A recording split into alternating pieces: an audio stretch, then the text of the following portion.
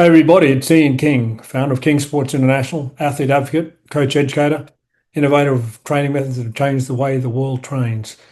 In this video, we're going to be looking at the story behind the theory. And these are the theories that are contained in the Legacy 2nd edition, volume 1, 2, and 3.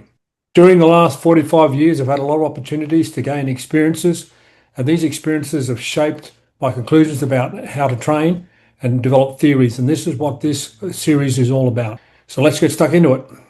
Theory number 7, where the athlete comes first. I got my first computer in the late 80s. It was meant to be portable, but wasn't very small.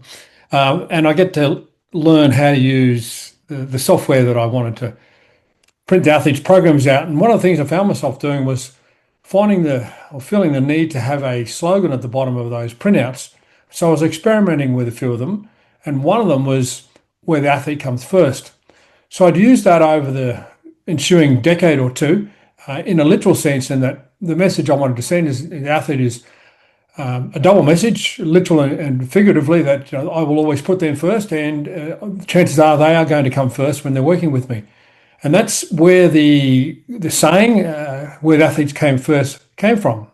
So you'll see this theory being repeated repetitively during the last 4 or 5 decades, and that's why it made the legacy book, because one of the requirements was it had to be original, it had to be something I said on multiple times or published about on multiple times. So I'll go down to one of the, or a few of the ones I think are really relevant to our discussions today.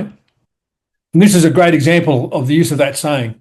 And I wrote, I think this was in about 2020, doing the best thing for another person is not the easiest option, but I believe it is the best.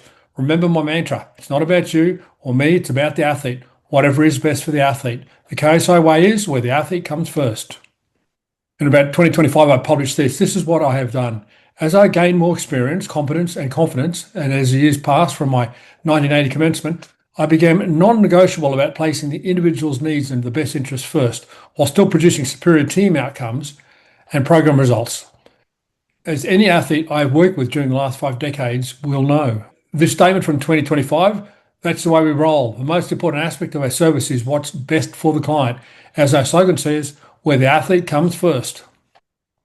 And that's an insight into why the statement or the slogan where the athlete comes first made it into the legacy book, in fact, theory number 7, because it's been foundational to what we do or have done over the decades and will continue to do for many decades to come.